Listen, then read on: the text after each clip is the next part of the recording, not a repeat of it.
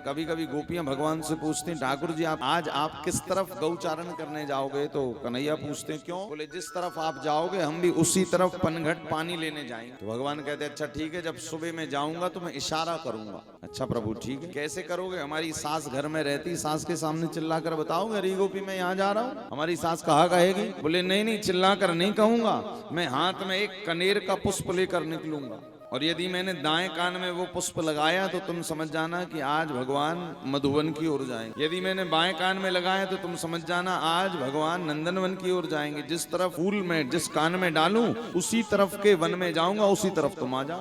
तो गोपियां क्या करती, अपने अपने घरों से मटकी लेती हैं, सासू माँ से कहती पानी भरने जाना, घर में पानी नहीं, भोजन कैसे बने? सासू मैया भी कहती ठीक है चली जाओ। अब जाती है सखी, उठाती है मटकी, रखती है पनघट के तट पर, और बेचारी मटकी सुबह से शाम तक खाली रहती है, और गोपी चली जाती कन्हैया के पास, और पूरे दिन भर भगवान के रूप माधुर्य का दर्शन करती रहती है। कभी देखती है कि भगवान के सामने मोर नृत्य कर रहा है, कभी ठाकुर जी मोर को नचा रहे हैं, कभी गायों को नचा रहे हैं, कभी ग्वालों को नचा रहे हैं। और तो और कभी कभी भगवान का मन करता है, जब ठाकुर जी को भूख लगती ना, तो कन्हैया अपने घर से भोजन नहीं लेके जाते। क्यों? एक एक दिन ग्वाल वालों की ड्यूटी लगा कर रखते हैं कि भैया एक दिन तुम्हारे घर को खाऊंगा, एक दिन तुम्हारे घर को, एक दिन तुम्हारे घर। तो एक दिन तन सुखा के घर का खाते हैं, एक दिन मन सुखा के घर का। एक दिन बारी आई मधुमंगल के घर की, भगवान ने कही भैया मधुमंगल आज तुम तुम्हारे घर कोई भोजन करेंगे। अब मधुमंगल ठहरे बिल्कुल ठन ठन गोपाल, घर में भोजन के लिए भी एक रोटी नहीं। तो कन्हैया ने और भरी सभा में मधुमंगल से कह दे, मधुमंगल हम भोजन करेंगे तो तुम्हारे घर का, क्योंकि भगवान को पता है इसके पास कुछ है नहीं, देखूं तो क्या ला कर देता। मधुमंगल मनी मन सोच रहा है, बताओ विधाता कैसा आज धर्म संकट है, हमारो कन्हैया हमसे भोजन मांग रहे और हम हैं कि लाचार, हम यहाँ को कहा दे दें।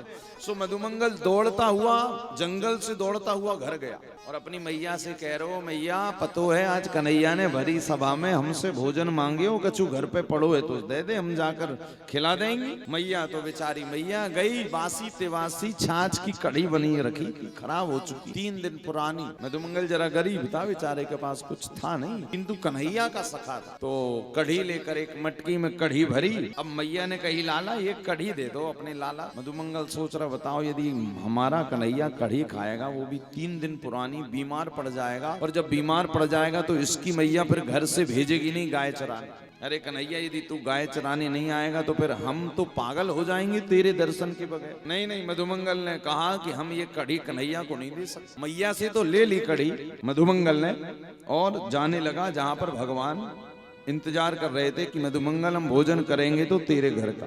घर से तो ले आया, किंतु देखा कि कन्हैया जरा दूर बैठे हुए हैं, इंतजार कर रहे हैं। तो थोड़ी पहले रुककर एक वृक्ष की झाड़ की ओट में खड़ा होकर स्वयं वो कढ़ी पीने लगा मधुमंगल।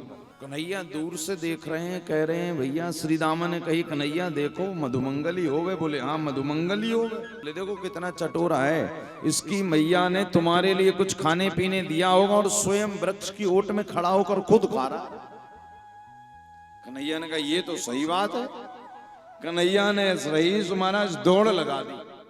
अब मधुमंगल ने जैसे ही देखा कन्हैया आ रहे हैं, तो जल्दी जल्दी कढ़ी पीने लगा।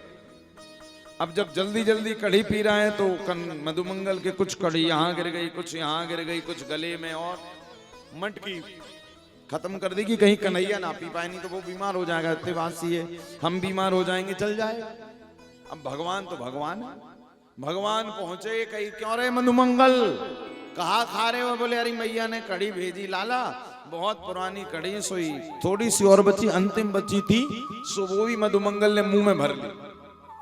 अब कन्हैया लगे मधुमंगल की कढ़ी चाटवे। कहाँ कहाँ? बोले यहाँ कढ़ी लगी है, यहाँ तो भगवान चाट रहे हैं मधुमंगल के शरीर से कढ़ी। और अंतिम जो कढ़ी मुख में थी ना मधुमंगल के, तो भगवान ने अपना मुख मधुमंगल के मुख में रखा, और मधुमंगल के सिर में एक झटका मारा तो मधुमंगल के मुख की कढ़ी कन्हैया के मुख में आ गई।